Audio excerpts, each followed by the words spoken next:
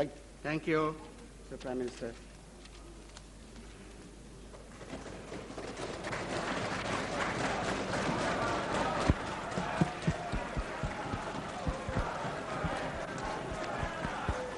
Mr. Prime Minister, you can just move the motion. Yeah. Just move the motion first. मैं यह प्रस्ताव करता हूं कि ये सभा मंत्रिपरिषद में अपना विश्वास व्यक्त करती है। Motion moved. The time allocated for this motion is 7 hours. There is a time specifically allotted to all political parties. You may kindly check it yourself because I don't want to repeat that, Mr. Prime Minister. प्रधानमंत्री जी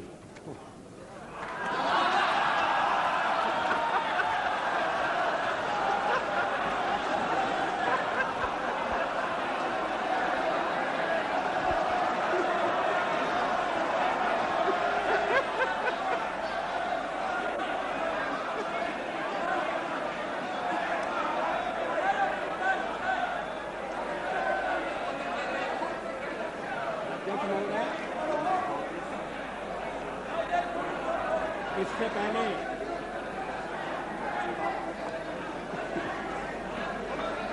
कि मैं सदन से Yes, please, order,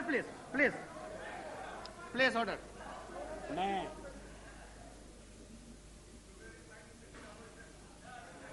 Pandit Jawaharlal Nehru के प्रति जिनकी आज पुण्यतिथि है,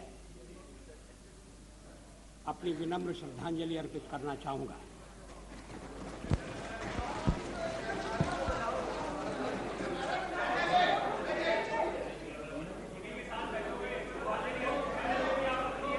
जब मैं सदन में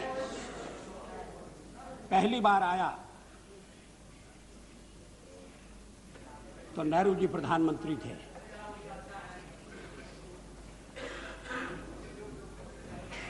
कई वर्ष मैंने उन्हें काम करते हुए देखा। मैं उधर बैठता था, अभी भी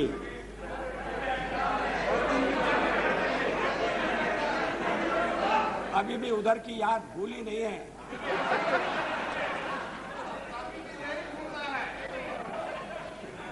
लेकिन मैं काफी पीछे बैठता था क्योंकि संख्या बहुत कम थी। आज जो परिवर्तन हुआ है, भारतीय जनता पार्टी धीरे धीरे अपनी संख्या बढ़ाती हुई, अपना प्रभाव बढ़ाती हुई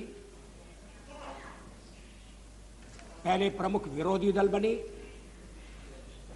और आज सबसे बड़ी पार्टी के रूप में चुनाव के बाद उभरी।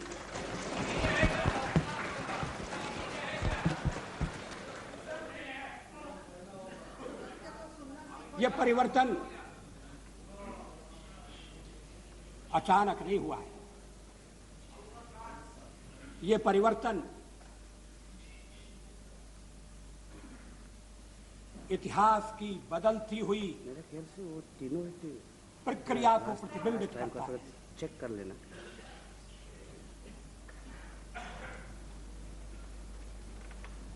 हाल में जो चुनाव हुए उनमें जनता ने अपना अभिमत प्रकट किया। समय है कि उस जनादेश पर गहराई से विचार किया जाए, गंभीरता से विचार किया जाए।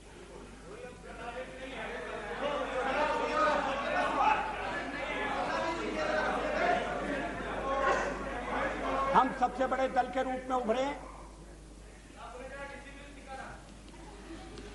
अन्य दलों की स्थिति है उसको भी ध्यान में रखने की जरूरत है।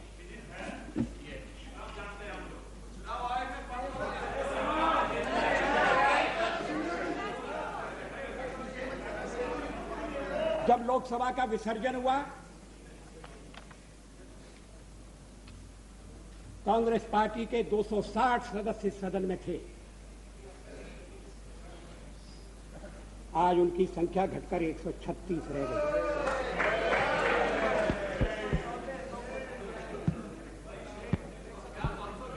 ये जनादेश का परिणाम है। इस परिणाम को स्वीकार किया जाना चाहिए।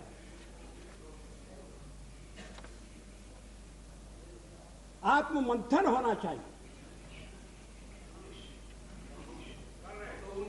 करीब करीब आधी संख्या रह गई। वाम मोर्चा 57 से 52 पर आ गया। पश्चिम बंगाल में लोकसभा में भी और विधानसभा में भी वोटों की दृष्टि से उनकी शक्ति घटी है। बिहार में भी घटी है। बिहार में जनता दल पहले 56 था इस सदन में और अभी 44 है, अभी 44 है।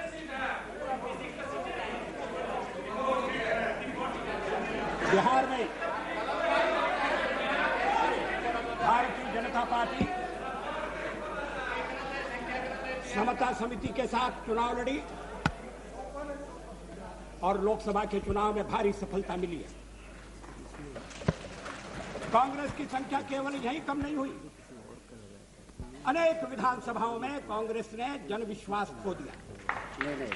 पहले वहां अन्य दलों की सरकारें बनी हैं। ये परिवर्तन क्यों हुआ? ये किस बात का संकेत है?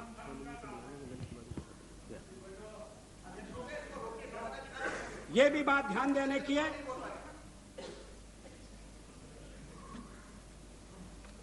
कि आज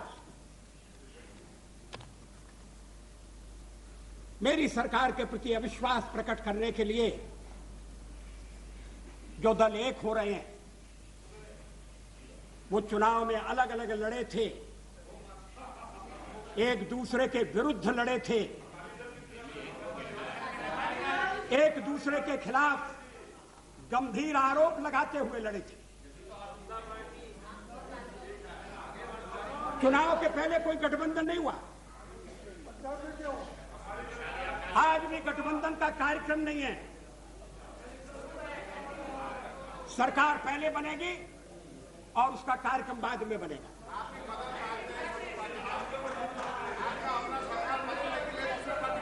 इस गठबंधन का आधार क्या है?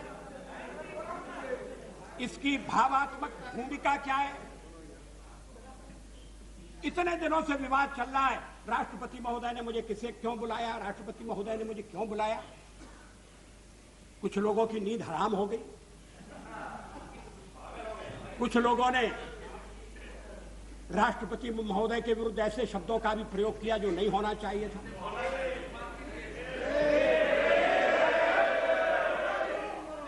मगर चुनाव के बाद जो परिस्थिति बनी, उसमें राष्ट्रपति जी और क्या कर सकते थे? क्या वो कांग्रेस को बुलाते जो चुनाव हार गई, जिसने जनादेश खो दिया, जिसके शासन को लोगों ने ठुकरा दिया? क्या वो एक भानुमति के कुनबे को बुलाते जो तब तक कुनबा जला नहीं था? राष्ट्रपति ने अगर सबसे बड़े दल के रूप में भारतीय जनता पार्टी को बुलाया तो एक संवैधानिक परंपरा के अनुसार आचरण किया, लोकतंत्र की मर्यादा के अनुसार व्यवहार किया, और इसके लिए मैं सबसे पहले राष्ट्रपति महोदय को बधाई देना चाहता हूं। और मैं चाहूंगा कि इस मामले में सारा सदन साथ हो।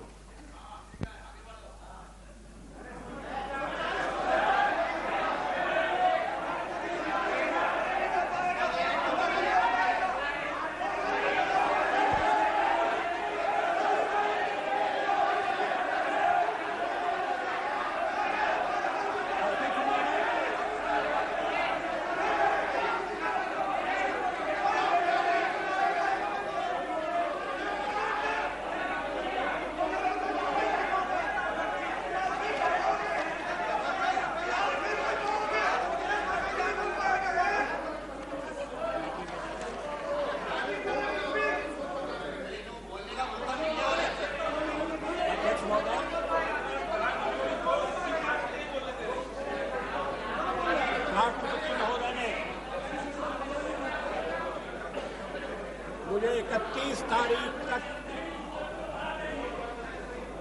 विश्वास मत प्राप्त करने का समय दिया है। 31 तारीख तक। आज ये 27 तारीख है।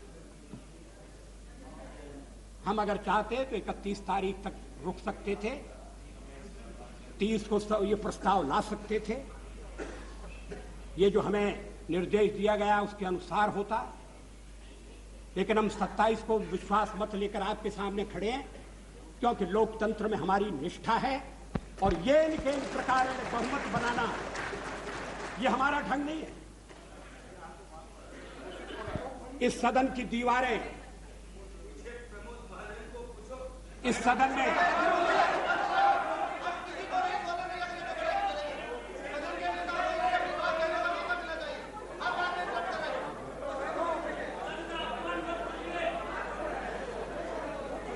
नहीं, एक आध टोका टोकी का मैं बुरा नहीं मानता, मगर रोका रोकी नहीं होना चाहिए। अध्यक्ष महोदय, मैं आज प्रस्ताव लेकर आया हूं। अभी 3 दिन बाकी है और पिछली लोकसभा इस बात की साक्षी है और सदन का रिकॉर्ड गवाह है कि किस तरह से राती रात में अल्पमत बहुमत में बदला था। जब मतदाता सो रहे थे, थककर चूर थे, तब लोकतंत्र की लाज लुट रही थी, तब ईमान का सौदा हो रहा था, तब पार्लियामेंट की खरीद, पार्लियामेंट के मेंबरों की खरीद फरोख्त का बाजार खुला हुआ था। मामला अदालत में, मैं उस पर ज्यादा टिप्पणी करना नहीं चाहता, लेकिन हमने देखा कि अल्पमत किस तरह से बहुमत में बदला। वो रास्ता हमारे लिए भी खुला था, मगर हमने उस पर जाने से इनकार कर दिया।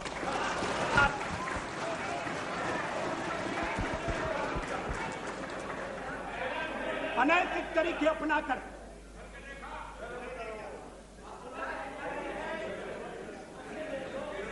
भ्रष्टाचार का सहारा लेकर ईमान का सौदा करके सरकार में आना या सरकार में बने रहना, ऐसा पाप हमारे हाथों से कभी नहीं होगा। हम आपको आश्वासन दे रहे हैं।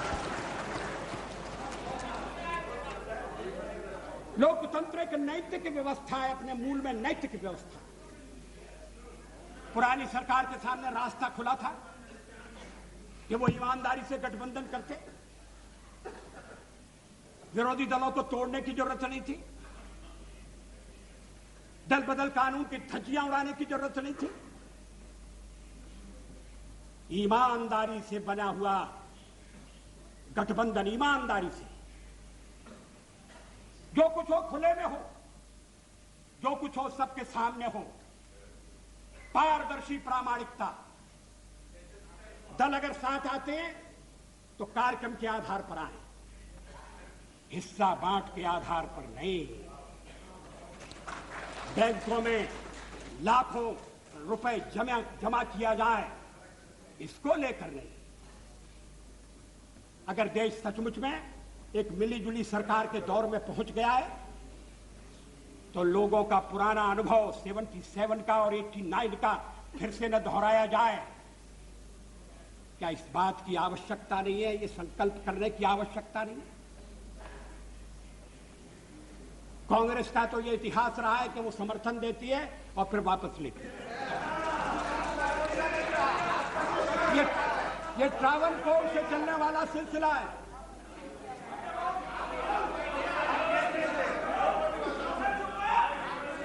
अब अगर कांग्रेस के चिंतन में परिवर्तन होता है, हम उसका स्वागत करेंगे, लेकिन अभी तक इतिहास कुछ कहानी कहता है। जो मिलीजुली सरकारें बनती हैं, वो भी ऐसे मुद्दों पर टूट जाती हैं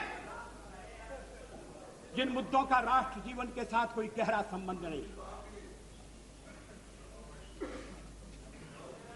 अभी हमें मिलकर काम करने की कला को सीखने की जरूरत है। ये अलग अलग दलों के साथ आने पर लागू होने वाली बात नहीं है, ये दल के भीतर भी लागू होने वाली बात है। पता नहीं इस देश पर कैसा अभिशाप है, पता नहीं हम किस रोग से पीड़ित हैं। जब कभी संकट की घड़ी आती है तब तो ये देश एक हो जाता है, लेकिन जैसे ही संकट की घड़ी टली, हम एक दूसरे को गिराने के, एक दूसरे का महत्व कम करने की, अनावश्यक अप्रासंगिक मामले खड़े करने में लग जाते हैं। मैं इसका अपवाद नहीं हूं, मेरी पार्टी भी अपवाद नहीं। ये काम कोई एक पार्टी नहीं कर सकती, हमने करने की कोशिश की लेकिन हम सफल नहीं हुए। ये तो सबको मिलकर फैसला करना पड़ेगा। मैं नहीं जानता कल के बाद कौन सा राजनीतिक नक्शा बनेगा, लेकिन एक बात साफ है कि चाहे एक दल की सरकार हो और चाहे बहुदलीय सरकार हो, वो सरकार मर्यादा में रहना चाहिए, वो सरकार जनता के हित के प्रति समर्पित होना चाहिए, उस सरकार का हर आचरण, हर नीति पारदर्शी प्रामाणिकता से प्रभावित होनी चाहिए। ये तो नहीं हुआ, पिछले 5 साल में नहीं हुआ। क्यों नहीं हुआ? क्या आगे ऐसा होगा, इसका विश्वास है? अगर यूनाइटेड फ्रंट कोई कार्यक्रम लेकर आए और कार्यक्रम के साथ ही विश्वास दिलाए कि राजनीतिक महत्वाकांक्षा के कारण, सत्ता की कुर्सी के कारण पुराने कट अनुभव दोहराने नहीं दिए जाएंगे, तब तो जनता को थोड़ा आश्वासन मिल सकता है। अन्यथा लोग बड़े दुखी हैं, अस्थिरता की आशंका है, देश के भविष्य के बारे में चिंता है। पंडित जी को श्रद्धांजलि अर्पित करते हुए मैंने जो शब्द कहे थे, मैं उस समय राज्यसभा का सदस्य था। ये 29 मई का मेरा भाषण है। मैंने कहा था, मैं उद्धृत कर रहा हूं सभापति जी, कि स्वतंत्रता के नेहरू जी सेनानी और संरक्षक थे, आज वह स्वतंत्रता संकटापन्न है।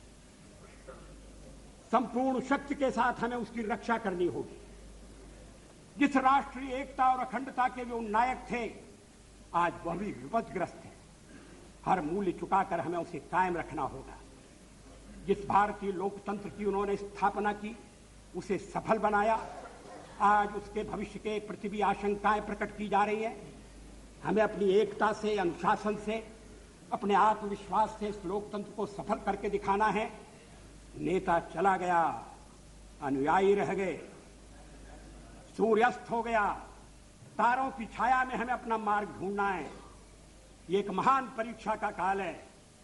यदि हम सब अपने को समर्पित कर सकें एक ऐसे महान उद्देश्य के लिए जिसके अंतर्गत भारत सशक्त हो, समर्थ हो, समृद्ध हो और स्वाभिमान के साथ विश्व शांति की स्थापना में अपना योग दे सके, तो हम उनके प्रति सच्ची श्रद्धांजलि करने में सफल नहीं होंगे। यहां मेरा उद्धरण समाप्त होता है। 50 साल में हमने प्रगति की है, इससे कोई इनकार नहीं कर सकता। चुनाव के दौरान वोट मांगते हुए, सरकार की नीतियों पर कठोर से कठोर प्रहार करते हुए, और पुरानी सरकार की नीतियों में आलोचना करने के लिए लायक बहुत सामग्री थी। हर जगह मैंने ये कहा कि मैं उन लोगों में से नहीं हूं जो 50 वर्ष की उपलब्धियों पर पानी फेर दे। ऐसा करना देश के पुरुषार्थ पर पानी फेरना होगा। ऐसा करना देश के किसान के साथ अन्याय करना होगा, मजदूर के साथ जाति करनी होगी, आम आदमी के साथ भी वो अच्छा व्यवहार नहीं होगा। जो सवाल आज मन में उठता है और उठना चाहिए, आजादी को 50 साल होने आए, हम जयंती मनाने जा रहे हैं। आज देश की स्थिति क्या है? हम पिछड़ क्यों गए? प्रगति की दौड़ में जो देश हमारे साथ आजाद हुए थे वो हमसे आगे बढ़ गए, जो देश हमारे बाद जन्मे थे वो हमें पीछे छोड़ गए। दुनिया के गरीबतम देशों में हमारी गणना है, 20% से ज्यादा लोग गरीबी की रेखा के नीचे। राष्ट्रपति महोदय के अभिभाषण में गांव का उल्लेख है, या पीने का पानी नहीं। हम प्राथमिक शिक्षा अनिवार्य नहीं कर सकते, लड़कियों की शिक्षा की उपेक्षा हो रही है। लड़की का जन्म लेना तो इस देश में अभी तक एक अभिशाप है। क्या सरकारी कदम उठाकर समाज में जागृति पैदा करके, क्या सब लोगों को जुटाकर, ये तो ऐसा काम है जिसमें कोई दलबंदी के लिए स्थान नहीं। हम देश का नक्शा नहीं बदल सकते नहीं। देश में साधनों की कमी नहीं है, और साधनों की अगर कमी है तो उसको ठीक ढंग से प्राप्त किया जा सकता है, साधन बढ़ाए भी जा सकते हैं। लेकिन जो साधन हैं उनका ठीक उपयोग नहीं हो रहा। जनता के ऊपर टैक्स लगाकर जो धन इकट्ठा किया जाता है उसका लाभ जनता तक नहीं पहुंचता, आम आदमी तक नहीं पहुंचता। कहां जाता है? किसकी जेब भरी जाती है? किसकी तिजोरी में वो रकम जाती है? विदेशी बैंकों में धन जाने का सिलसिला अभी तक क्यों कायम है? उसको रोकने के लिए क्या कदम उठाए गए? हम विदेशी पूंजी के लिए प्रयत्नशील हैं। विदेशी पूंजी आए, और अगर विदेशी पूंजी आती है अच्छे ढंग की टेक्नोलॉजी के लिए, इंफ्रास्ट्रक्चर के लिए, आयात निर्यात को बढ़ाने के लिए, तो कोई आपत्ति नहीं करेगा। मुझे विश्वास है कि हमारे कम्युनिस्ट मित्र भी आपत्ति नहीं करेंगे। लेकिन क्या देश के भीतरी साधनों का अधिकतम उपयोग हो रहा है?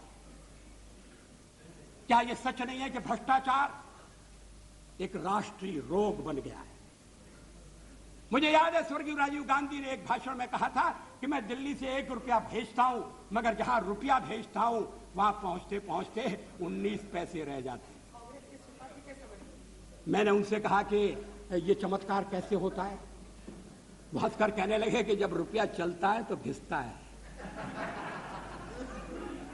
रुपया घिसता है, हाथ में लगता है, जेब में जाता है, छोटा हो रहा है। रुपए को पहचानना मुश्किल है। रुपया अंतर्ध्यान हो सकता है। ये देश के सिक्के की स्थिति अच्छी नहीं है। एक तो सरकारी खर्चा बढ़ गया, बढ़ता जा रहा है। उसको बिना कम किए, और कम करने के लिए आम सहमति चाहिए, सर्वदलीय सहयोग चाहिए। कोई एक दलीय काम नहीं कर सकता। हाँ, हमारे पुराने प्रधानमंत्री नरसिंह राव जी अगर अपने को स्थिर करने के बाद इस दिशा में थोड़ा प्रयत्न करते तो सफल होते, लेकिन वो कुछ ऐसे कामों में उलझे रहे कि ये समस्याएं ध्यान नहीं खींच सकी। हमारा विदेशी व्यापार कितना घट गया है। शताब्दी के प्रारंभ में 10% था, फिर बाद में 2.5% रह गया, और अब 0.5%। ये वस्तुस्थिति है, ये आलोचना के लिए नहीं कही जाती। दुनिया वाले हमें अलग अलग पार्टियों के रूप में नहीं देखते। हमारे पड़ोसी हमें भेद नहीं करते। हम कभी विफल होते हैं, दुनिया हंसती है। हमारे पड़ोसी हम पर छींटाकशी करते हैं। थोड़ा बहुत हम लड़ें, इसमें कोई आपत्ति नहीं है, लड़ना चाहिए। मुंडे मुंडे मत भरना, अपनी बात निर्भीकता से कहना चाहिए। लेकिन कुछ मूल्य ऐसे हैं, जीवन मूल्य ऐसे हैं जिनके साथ समझौता नहीं हो सकता, और उसमें है राजनेताओं की ईमानदारी का सवाल।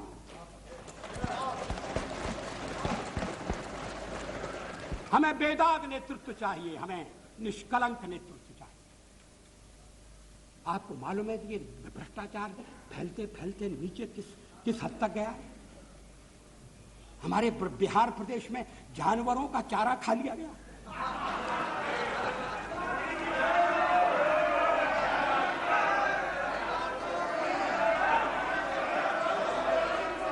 जांच हो रही है, मैं उसमें जाना नहीं चाहता, कोई सीमा नहीं। अभी मुझे एक मुख्यमंत्री ने कहा कि जब उन्हें स्टेट इलेक्ट्रिसिटी बोर्ड के अध्यक्ष की नियुक्ति करनी थी तो उनके पास अफसर आए और जो 1 करोड़ 2 करोड़ 5 करोड़ रुपए देकर अध्यक्ष पद लेना चाहते थे। मैंने उनसे ये नहीं पूछा कि उन्होंने किसको छांटा, उन्होंने किसकी नियुक्ति की, मगर मैं उनके कथन पर विश्वास करता हूं। आज देश में बिजली की कमी है, हम विदेशी पूंजी को निमंत्रण दे रहे हैं, समझौते कर रहे हैं, मगर घर के भीतर बिजली कितनी पैदा होना चाहिए इसका प्रबंध नहीं कर पा रहे। मुझे बताया गया कि कोई मुख्यमंत्रियों की समिति बुलाई गई थी, बैठक बुलाई गई थी, मगर राय नहीं बनी। राय इसलिए नहीं बनी कि राजनीतिक प्रतिस्पर्धा इतनी तीव्र हो गई है कि देश का हित गौण हो गया है, देश का हित पीछे चला गया है।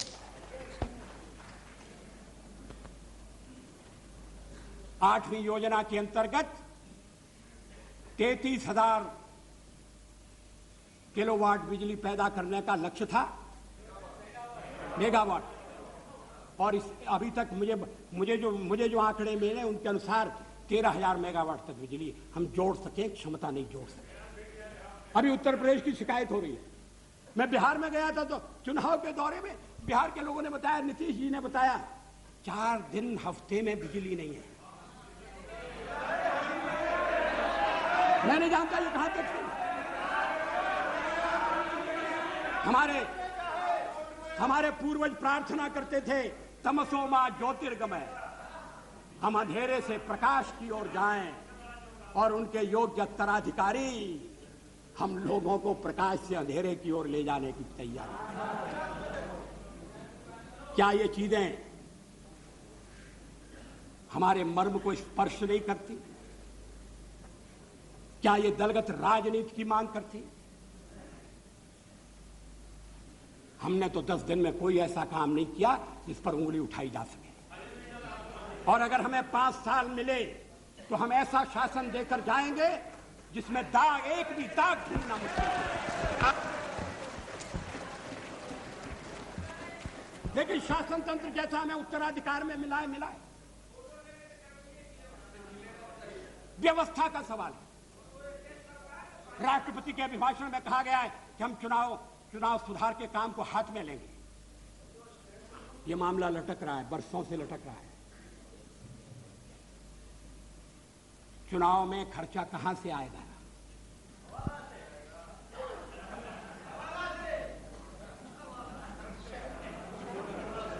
चुनाव लड़ने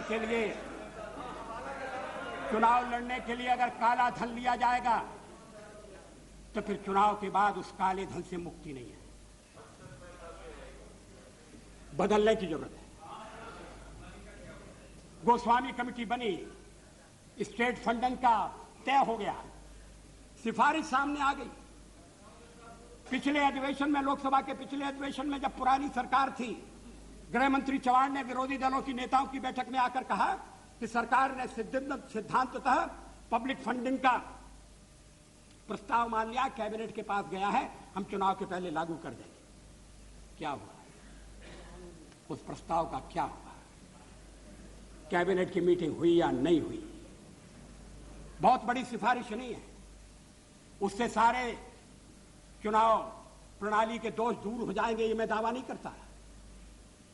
उसके भी कई पहलू हैं, मगर एक कदम था, उसको उठाना चाहिए था। कभी कभी ऐसा लगता है कि कुछ मित्रों का जो वर्तमान भ्रष्ट प्रणाली है, महंगी प्रणाली है, उसमें स्वार्थ है, ये चलने दो, ये तो नहीं होना चाहिए। काले धन से चुनाव नहीं लड़े जाने चाहिए। इसका प्रबंध किया जाना चाहिए, कठोर से कठोर कदम उठाना चाहिए। हम इसमें साथ देने के लिए तैयार हैं। अगर हम स्वयं उठाएं तो आपको साथ देने के लिए तैयार होना चाहिए।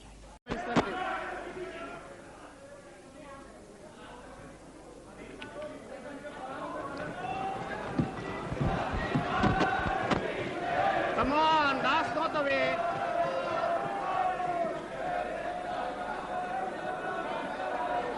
Jai. अध्यक्ष महोदय, Yes. Please, your Prime Minister is speaking.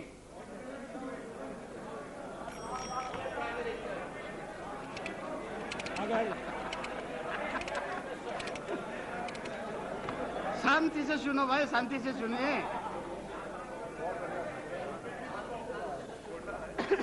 इस कोलाहल के बाद अगर सदन मुझे शांति से सुनने के लिए मन बना सके तो मैं बड़ा आभारी हूंगा।